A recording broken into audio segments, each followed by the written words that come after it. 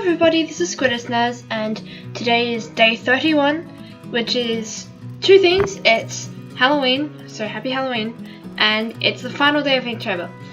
So today's prompt was mask, and I mean I wasn't very creative with this one actually. I just drew a person in a steampunk costume with a mask on. Maybe I could have gone a bit more Halloweeny, but I didn't really think of that at the time.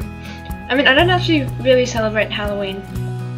I live in Australia, so it's not as big in Australia as it probably is in like America, and I mean some people still celebrate it, but generally not a lot of people in the suburb which I live in. Like I've never actually had anyone knock on my door and ask for and say trick or treat before, I don't think.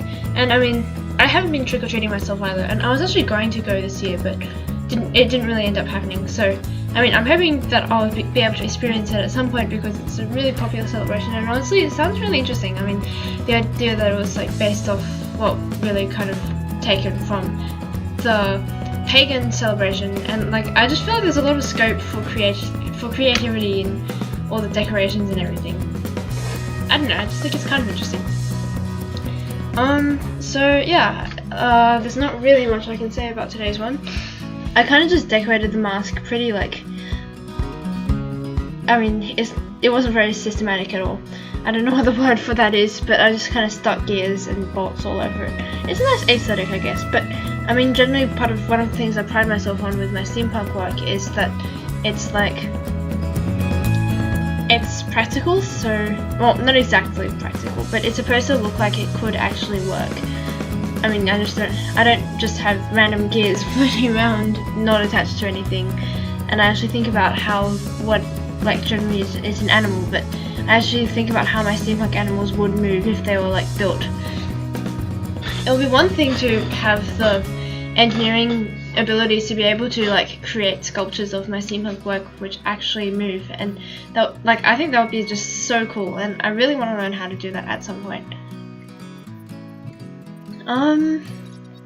But other than that, I mean, I just kind of drew the outlines in pencil first, and I detailed it with ink, and I've learnt a lot more detailing techniques over the course of this challenge, and so that's one thing which I'm really happy about, because that means I can do ink drawings and feel comfortable with detailing them. So I mean, I started doing some ink drawings maybe 6 months ago. Before that I was doing a lot of pencil work.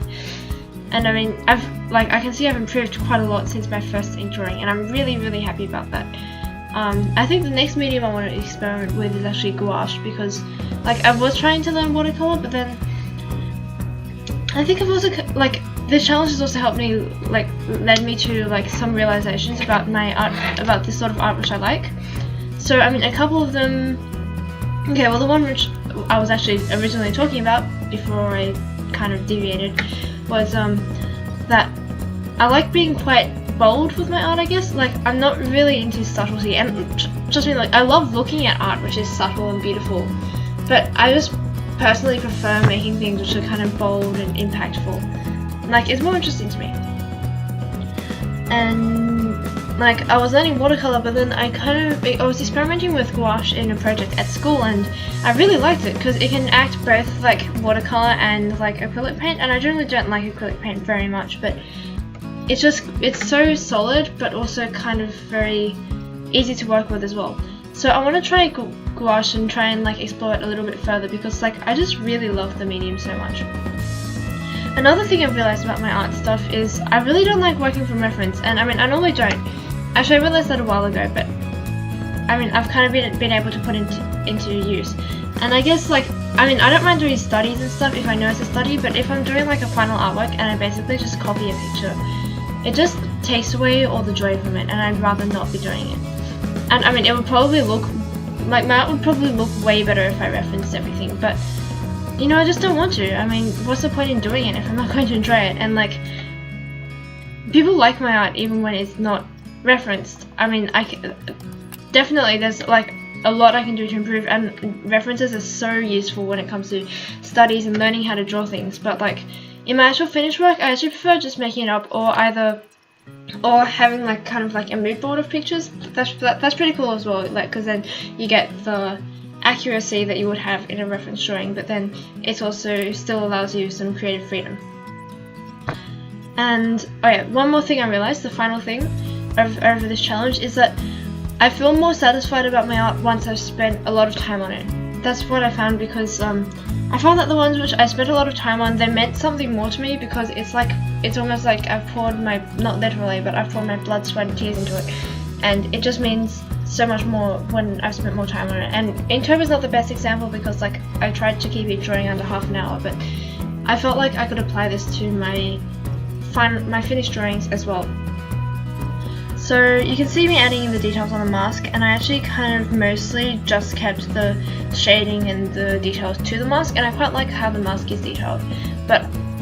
And I kind of didn't really detail everything else much, just because like I wanted to keep the contrast, but then I feel like I kind of under-detailed everything else. I probably should have like brought everything a little bit more forward in terms of detail, but yeah, so that's something I could have improved with this one. I did really like the chain necklace though. Anyway, so that brings us almost to the end of the video.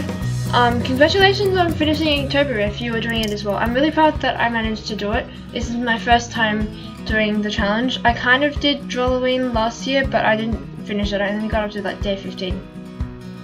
But I'm proud of myself because a lot of my friends didn't make it and a lot of my favourite artists didn't make it either. So, I mean, it means I can do it in the future, I guess, because that's what I want to do with my life.